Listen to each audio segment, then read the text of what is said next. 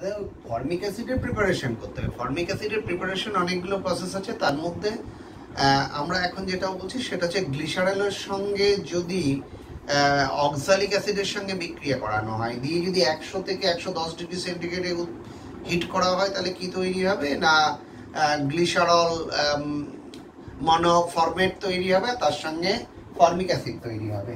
যেমন হচ্ছে গিয়ে গ্লিসারল লাইক দিস, এর সঙ্গে যদি অক্সালিক অ্যাসিডের রিঅ্যাকশন করে যে 100 থেকে 110 ডিগ্রি সেন্টিগ্রেড তাপমাত্রায় যদি আমি হিট করি, তাহলে আমি পাবো ফর্মিক অ্যাসিড পাবো, আর তার সঙ্গে তৈরি হবে গ্লিসারল মনোফর্মেট, মানে হচ্ছে CH2OCHO গ্লিসারল মনোফর্মেট, তারপরে হচ্ছে গিয়ে তৈরি হয়ে যাবে তোমার ফর্মিক অ্যাসিড তৈরি হয়ে যাবে। তাহলে ফর্মিক অ্যাসিড তৈরির এটা একটা প্রসেস। এইবার দেখো শিল্প পদ্ধতিতে কি করে তৈরি করা হয়, মানে শিল্প পদ্ধতিতে কম খরচে বেশি পরিমাণ ইল পেতে হবে, এটাই হচ্ছে আমার মূল দস্তুর। কি করা হয় না, কার্বন মনোক্সাইড গ্যাস, তার সঙ্গে ঘন NaOH, ঘন কস্টিক সোডা, মানে মোটামুটি it contains 97 to 98% caustic soda, which will be heated at 8 to 10 atmosphere pressure under 210 degree centigrade. Under 8 to 10 atmosphere pressure, it produces sodium formate. Sodium ফরম্যাটে convert হয়ে গেল। এখন একে ডাইরেক্ট অ্যাসিড জল দিয়ে আমি তৈরি করতে পারি, কিন্তু কোন অ্যাসিড ইউজ করব? আমি ডাইলুট HCl ইউজ করলে যারা তৈরি হবে তারা কি একসঙ্গে ডিজলভ হয়ে থাকবে, তো তাহলে সেপারেশনে প্রবলেম থাকবে। আমি যার জন্য এটাকে ক্যালসিয়াম হাইড্রোক্সাইড দেব। ক্যালসিয়াম হাইড্রোক্সাইড দিলে প্রথমে তৈরি হবে ক্যালসিয়াম বা হচ্ছে CaCl2, দিলেই তৈরি হবে CA ক্যালসিয়াম ফরম্যাট। কেন করা হলো না, একে যদি আমি এবার ডাইলিউট H2SO4 এর সঙ্গে রিঅ্যাকশন করাই, তাহলে ইজিলি ফর্মিক অ্যাসিড তৈরি হবে, which is soluble and will produce calcium sulfate that will precipitate out. তাহলে এটাকে আমি ফিল্টার করলেই আমার কি ফর্মিক অ্যাসিডটা সেপারেট হয়ে যাবে। তাহলে এইটা হচ্ছে একটা industrial process for preparation of formic acid. এখন প্রশ্ন হচ্ছে, দেখো আমি যদি ক্যালসিয়াম হাইড্রোক্সাইড ইউজ করি, তাহলে কি হচ্ছে, তাই এখানেও তো কিছুটা মানে এখানে কিছুটা জল তৈরি হবে, তো তাহলে যে জলটা থেকে যাবে, তাহলে আমাকে হচ্ছে কি ওকে পিউরিফাই করতে হবে। এখন প্রশ্ন হচ্ছে ফর্মিক অ্যাসিড থেকে আমার জলটা সেপারেশন করার জন্য কি করব? প্রথম কথা হচ্ছে যে ফর্মিক অ্যাসিডের ফ্র্যাকশনাল ডিস্টিলেশন বা আংশিক পাতনে আমি জলকে সেপারেট করতে পারি না, because the boiling point of liquid formic acid and water being the same.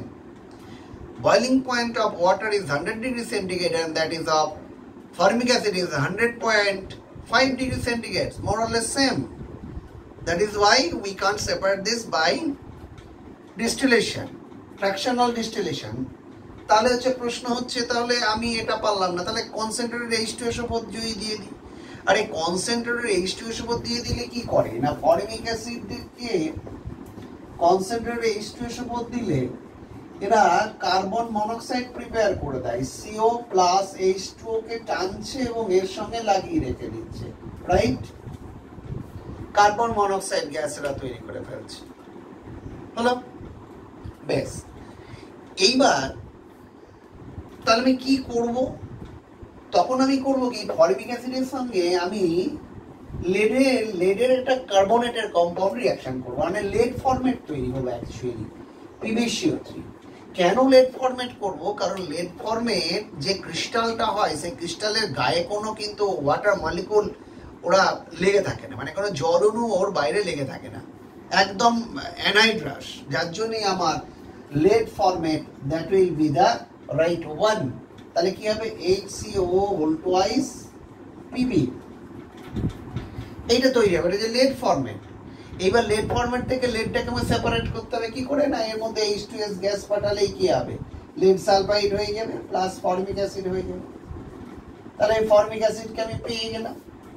তাহলে ফর্মিক অ্যাসিড পেয়ে গেলাম। এইবার এর যে রিঅ্যাকশনস গুলো রয়েছে অন্যান্য অ্যাসিডের রিঅ্যাকশনস এর মতন হচ্ছে কি একই ধরনের, কিন্তু এদের রিডিউসিং প্রপার্টি থাকার জন্য এদেরকে আইডেন্টিফাই করা হয় হচ্ছে গিয়ে টলেন্স রিএজেন্ট দিয়ে হিট দিলেই আমরা এটা পেয়ে যাই, সেটা বলেছি। এবার দেখো ফর্মিক অ্যাসিড থেকে আমাদের বলছে অক্সালিক অ্যাসিড তৈরি করতে হবে। মানে একটা যদি এরকম আমি প্রশ্ন করি যে prepare oxalic acid from formic acid and vice versa, মানে ওখান থেকে আবার ওটা তৈরি করতে হবে, তাহলে একটু ব্যাপারটা একটু দেখি কি রকম হচ্ছে। যে HCOOH তাকে আমি NaOH এর সঙ্গে রিঅ্যাকশন করলাম, কি তৈরি হলো HCOONA, রাইট? এটাকে আমি 360 ডিগ্রি সেন্টিগ্রেডে হিট করব। যখন হিট করব এরা তৈরি করে disodium oxalate plus hydrogen, right? একটা ইন্টারেস্টিং কেস এই প্রসঙ্গে বলি, ধরো আমি একটা কোশ্চেন দিয়েছি এরকম যে একটা কম্পাউন্ড, সলিড কম্পাউন্ড এ, মানে which on heating at 360 degree centigrade temperature it produces a solid and B and a gas C. This gas burns in air producing blue flame. Identify ABC. তার মানে বলছে একটা solid কে hit করলাম 360 তে, দিয়ে দুটো compound বলে একটা সলিড একটা গ্যাস, যে গ্যাসটা হচ্ছে নীল শিখা নিয়ে জ্বলে, দিয়ে এবিসি কে আইডেন্টিফাই করতে হবে। তাই এবিসি কে আইডেন্টিফাই করে পেলাম এবিসি। এরকম একটা প্রশ্ন করতে পারি। তাহলে এটা বেরিয়ে যাওয়ার পর আমি কি করলাম, এটাকে আমি এবার ক্যালসিয়াম হাইড্রোক্সাইড দেবো, রাইট? বা CaCl2 দেবো, দিলে কি হবে ক্যালসিয়াম সল্টে করে নেব। কেন কি ওই যে বলেছিলাম যে ক্যালসিয়াম সল্টে করলে ডাইলুট H2SO4 দিলে insoluble calcium sulphate easily separate হয়ে যাবে, তাহলে তৈরি হবে এটা Ca+2। এবারে ক্যালসিয়াম যে সল্টটা তৈরি হলো, ক্যালসিয়াম সল্টটা তৈরি হলো, এটাকে এবার ডাইলুট H2SO4 দাও।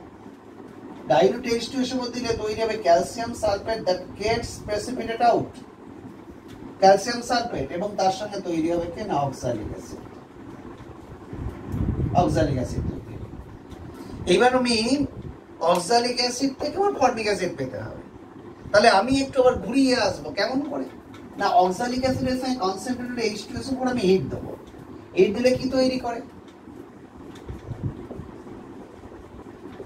কনসেন্ট্রেটেড H2SO4, এই হিট দিলে কি হবে CO হবে প্লাস CO2 হবে প্লাস H2O কে টেনে রেখে দেবে, প্লাস H2O টেনে রেখে দেবে। এবার করব কি, এই যে টোটাল গ্যাস মিক্সচারটা আমি পেলাম, that gas mixture will be passed through hot carbon. Carbon দিয়ে দিলাম, তাহলে কি হলো CO এর কোনো চেঞ্জ হলো না, তাহলে CO2 প্লাস C ওরা কনভার্ট হয়ে গেল CO। তাহলে এই CO2টা CO তে কনভার্ট হয়ে গেল, CO তো ছিল। দিয়ে আবার আমি আগের জিনিসে ফিরে আসবো, হাই টেম্পারেচার এন্ড প্রেসারে কস্টিক সোডা দিয়ে হিট করে সোডিয়াম ফরমেট করব এবং সেখান থেকে ফর্মিক অ্যাসিড প্রিপেয়ার করব। তাহলে এই প্রসেসে আমরা এই ইন্টার কনভার্সনটা আমরা করতে পারি, অর্থাৎ এই CO কে আবার আমি আগের মতন কাজ করাবো। আইডেন্টিফিকেশন কিরকম আইডেন্টিফিকেশন না টলেন্স রিএজেন্ট দিয়ে হিট করলে যেটা দেখাচ্ছিলাম, একে যদি তুমি মার্কিউরিক ক্লোরাইড দিয়ে দাও তাহলে এরা রিডিউসড হয়ে গিয়ে কি তৈরি CO2 হবে প্লাস মার্কিউরাস ক্লোরাইড Hg2Cl2, এতে কনভার্ট হয়ে যাবে। দিয়ে Hg2Cl2 কি হবে, এর আবার হাইড্রোলাইজড হয়ে যাবে, হাইড্রোলাইজড হয়ে গিয়ে তোমার সিলভার এই তোমার মার্কারির একটা গ্রে প্রেসিপিটেট এটা তৈরি করবে। এটা দিয়েও আমরা এটা হোয়াইট আর এটা হচ্ছে গিয়ে গ্রে হয়ে গেল। তাহলে এটা দিয়েও আমরা একে আইডেন্টিফাই করতে পারি। বা একে যদি তুমি টলেন্স রিএজেন্ট দিয়ে হিট করো তাহলে silver plus CO2 plus H2O, এটাও তোমার সিলভার মিরার তৈরি হবে। এটা দিয়ে ফর্মিক অ্যাসিডের আইডেন্টিফিকেশনটা আমরা করতে পারবো।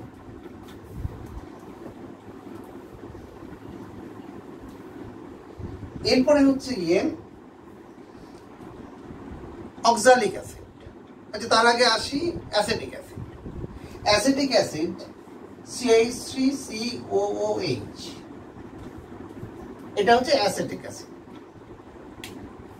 একটা টার্ম মনে রাখবে, vinegar. What is vinegar? Vinegar হচ্ছে কি dilute solution of acetic acid. That means the solution will contain near about 4 to 10% acetic acid. That means 4 to 10% মানে aqueous solution of acetic acid strength 4 to 10% is called vinegar. মানে 4 থেকে 10% হচ্ছে acetic অ্যাসিডের লঘু জলীয় দ্রবণ যেটা, সেটাকে বলা হচ্ছে ভিনিগার। এখন এই প্রথম কথা হচ্ছে অ্যাসিটিক অ্যাসিডগুলোকে তৈরি করব কি করে। এই অ্যাসিটিক অ্যাসিড তৈরি করাটা খুব ইন্টারেস্টিং, খুব সহজ। কিরকম?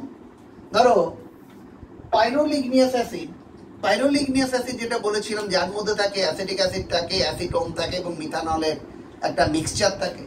তাহলে সেইখানে যে অ্যাসিটিক অ্যাসিডটা ছিল এটা মিক্সচারের মধ্যে রয়েছে, তা সেপারেট করতে হবে। আমি যখন এর সঙ্গে ক্যালসিয়াম হাইড্রক্সাইড দেব, ক্যালসিয়াম হাইড্রক্সাইড দিলে কি তৈরি হবে? CH3CO2Ca। এটা হচ্ছে একটা প্রেসিপিটেট আউট হবে। এইটাকে নিয়ে আমি জাস্ট 210 ডিগ্রি সেন্টিগ্রেডে হিট করব।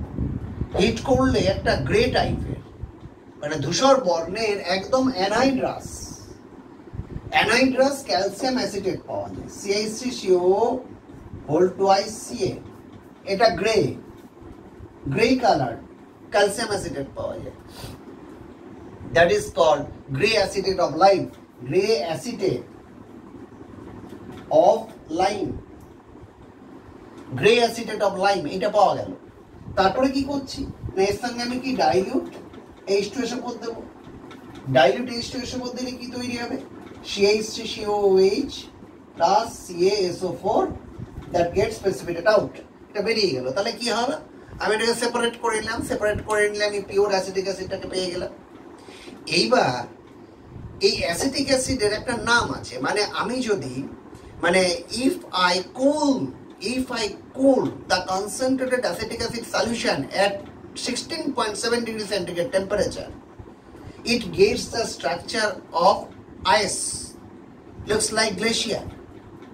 তাকে বলা হচ্ছে গ্লেশিয়াল অ্যাসিটিক অ্যাসিড। মানে বলছে ঘন অ্যাসিটিক অ্যাসিডের জলীয় দ্রবণ নয়, ঘন অ্যাসিটিক অ্যাসিডের দ্রবণকে যদি আমি 16.7 ডিগ্রি সেন্টিগ্রেড টেম্পারেচারে যদি আমি ঠান্ডা করি, তাহলে ওরা হচ্ছে বরফের ছায়ের আকার ধারণ করে। একে বলা হচ্ছে গিয়ে কি না glacial acetic acid. Acetic acid তৈরির আরো প্রসেস রয়েছে, যেমন মিথাইল সায়ানাইড, তার সঙ্গে যদি অ্যাসিড জল ইউজ করো তাহলে হচ্ছে গিয়ে ধরো মিথাইল সায়ানাইড, একে যদি লঘু HCl বা ডাইলিউট HCl দিয়ে দেওয়া হয় তাহলে তৈরি হবে CH3COOH। এগুলো খুব কমন রিয়াকশনস, এই অ্যাসিটিক অ্যাসিডের এসব রিয়াকশনস গুলো আছে। আর কি না, এটা হচ্ছে আলফা হাইড্রোজেন যুক্ত অ্যাসিড, যার জন্য HVZ রিয়াকশন দিয়ে আমরা আলফা হ্যালো অ্যাসিড আমরা তৈরি করতে পারি। আর এরপরে যেটা করতে হবে সেটা হচ্ছে অ্যাসিটিক অ্যাসিডের টেস্ট, মানে ইন্ডিভিজুয়ালি অ্যাসিটিক অ্যাসিডের টেস্ট কিরকম, যে টেস্টটা করা হয় সেই টেস্টটাকে বলা হচ্ছে কি না ক্যাকোডিল অক্সাইড টেস্ট। সেটা কিরকম না, অ্যাসিটিক অ্যাসিডের শনাক্তকরণে যদি বলা হয় একটা বিক্রিয়া লেখো, সেটাকে না ক্যাকোডিল অক্সাইড টেস্ট। আমি আর্সেনিয়াস অক্সাইড দেবো, KOH দেবো, সলিড দিয়ে হিট দিলেই তৈরি হয় মানে বিষাক্ত দুর্গন্ধযুক্ত, মানে পয়জনাস কিন্তু হচ্ছে বিটার স্মেল দিয়ে তৈরি ক্যাকোডিল অক্সাইড। মানে কম্পাউন্ডটা তৈরি এরকম।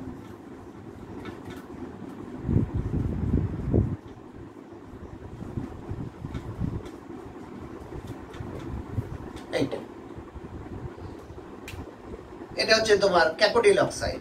তাহলে এইটা হচ্ছে কি অ্যাসিটিক অ্যাসিডের ওই প্রিপারেশন এবং এর রিয়াকশন মানে টেস্টিংটা। আর এই রিয়াকশনস গুলো কেমন, যেমন অ্যাসিডের যে কমন যে রিয়াকশন গুলো আছে, PCl5 এর সঙ্গে রিয়াকশন করে COCl তৈরি করে, তারপরে অ্যানাইড্রাইড তৈরি করে in presence of hygroscopic P2O5, এগুলো যা করার সবই এরা করে। এবার আমাকে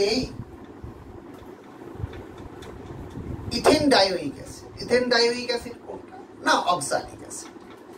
অক্সালিক অ্যাসিডের প্রিপারেশনটা একটা দেখিয়েছি ফর্মিক অ্যাসিড থেকে, আর অন্যান্য প্রসেস থেকে প্রিপারেশনটা বলি।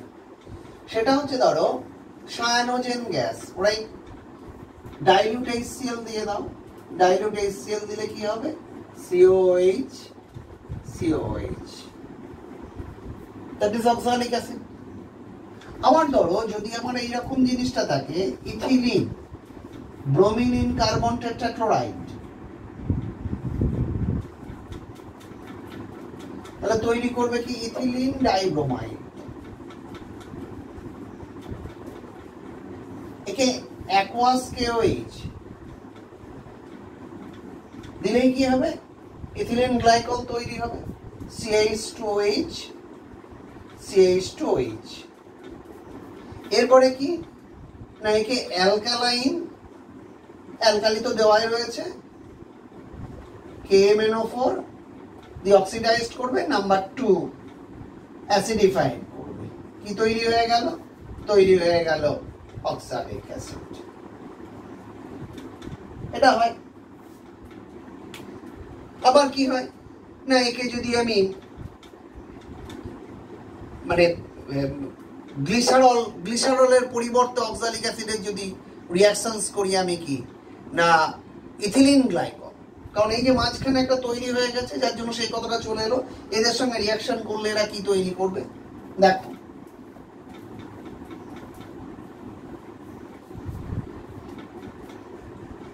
অক্সালিক অ্যাসিড তার সঙ্গে ধরো ইথিলিন গ্লাইকল, রাইট?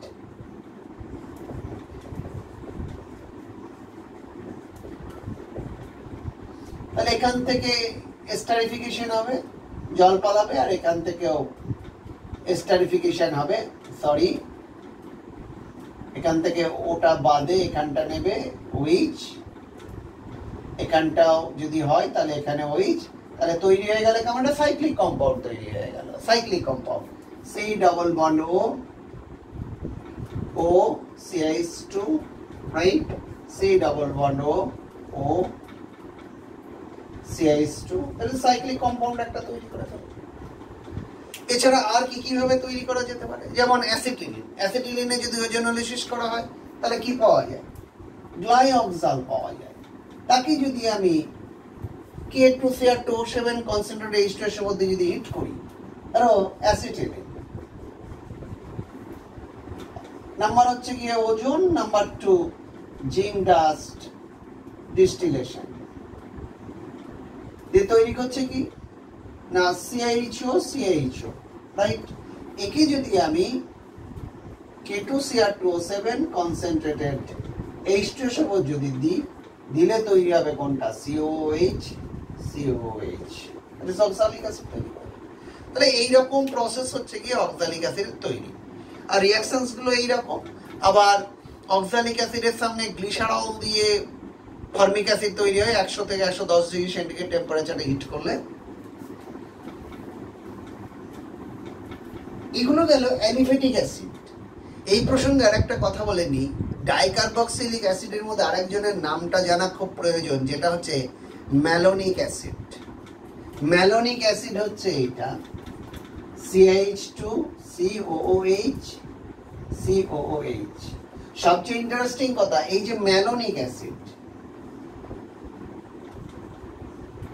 প্রথম কথা হচ্ছে এটাকে প্রিপারেশনটা কেমন করে করতে হয়। ধরো অক্সালিক অ্যাসিড থেকে আমি ম্যালোনিক অ্যাসিড আমি অ্যাসিটিক অ্যাসিড থেকে ম্যালোনিক অ্যাসিড তৈরি করতে বলছি। কিরকম না, আমার জানা আছে HBG রিঅ্যাকশন, তাহলে রেড ফসফরাস আয়োডিন, আমি যদি হিট করি তাহলে কি তৈরি হবে? CH2 red phosphorus, sorry chlorine দিই, CH2Cl COOH, আমি এখানে KCl দেব, অবভিয়াসলি KCl পালাবে, এখানে CN টা ঢুকে যাবে, তাহলে CH2CN COOH। আমি এখানে অ্যাসিড জল যদি দিয়ে দিই তাহলে ফাইনালি আমার তৈরি হয়ে যাবে কোনটা? দ্যাট ইজ ম্যালোনিক অ্যাসিড তৈরি হয়ে যাবে। আমি যদি ওর এস্টারিফিকেশন করে ইথাইল অ্যালকোহল ইউজ করে, দ্যাট উইল প্রডিউস ডাইথাইল ম্যালোনেট। এখন কেন আমি এই কথাটা বলতে চাইলাম ডাইথাইল ম্যালোনেট? একটা টার্ম তোমাদের কাছে আমার জানানোর খুব দরকার, যে active methylene group. Active methylene group ওয়ালা কম্পাউন্ড কিরকম দেখো, বলছেন এই যে ম্যালোনিক এস্টার, এটা ম্যালোনিক এস্টার, অর্থাৎ ম্যালোনিক অ্যাসিডের এস্টারিফিকেশন করেছি কি করে না ইথাইল অ্যালকোহল এবং কনসেন্ট্রেটেড H2SO4 দিয়ে, তাহলে এটা হচ্ছে ডাইথাইল ম্যালোনেট। এবার এইটা হচ্ছে অ্যাক্টিভ মিথিলিন গ্রুপ, সক্রিয় মিথিলিন গ্রুপ। কারণটা কি, এই যে মিথিলিন মূলকের H পরমাণুগুলো দ্যাট উইল বি রিপ্লেসেবল, এটা হচ্ছে গিয়ে প্রতিস্থাপন যোগ্য। কেন না, যদি আমি গঠনটা এরকম দেখাই, এর গঠনটাকে যদি আমি এরকম দেখাই, সেক্ষেত্রে কি হচ্ছে না, এই যে অক্সিজেন এর তো টান ধরছে একদিকে ইলেকট্রোনেগেটিভিটির জন্য, due to electronegativity pulls the bonded electron towards itself here also. তাহলে কি করছে না, এখানে যে CH বন্ডের যে ইলেকট্রন পেয়ার রয়েছে, সেই বন্ডের ইলেকট্রন পেয়ার কি শিফটেড হয়ে যাচ্ছে কার্বনের দিকে স্ট্রংলি, যার জন্য এই Hটা খুব সহজেই H+ হয়ে গিয়ে কি হচ্ছে, রিপ্লেসড হয়ে যাচ্ছে, মানে রিপ্লেসেবল হয়ে যাচ্ছে, মানে ধাতু দিয়ে এটা প্রতিস্থাপন যোগ্য হয়ে পড়ছে। যার জন্যই বলা হচ্ছে কম্পাউন্ডটার মধ্যে কি রয়েছে, অ্যাক্টিভ মিথিলিন গ্রুপ রয়েছে। বেশ, এইবার আমরা অ্যারোমেটিক অ্যাসিডের মধ্যে প্রবেশ করি। অ্যারোমেটিক অ্যাসিডের মধ্যে প্রথমে যে নামটাকে আমাকে করতে হয় সেটা হচ্ছে গিয়ে বেঞ্জোইক অ্যাসিড। প্রথম কথা হচ্ছে এদের অ্যাসিডিক স্ট্রেংথ, এদের বিভিন্ন সাবস্টিটিউটেড অবস্থায় এদের স্ট্রেংথ গুলোকে আমাকে কম্পেয়ার করতে হবে। কিরকম, ধরো আমি যদি বলি এইটা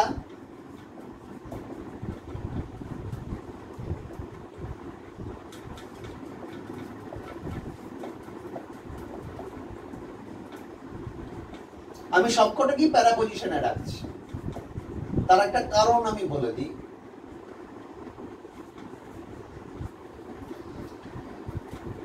কারণ ওর রেজোনেন্স পজিশনে সবকটাকে আমি রেখেছি, আমি পরে অর্থতে আসবো।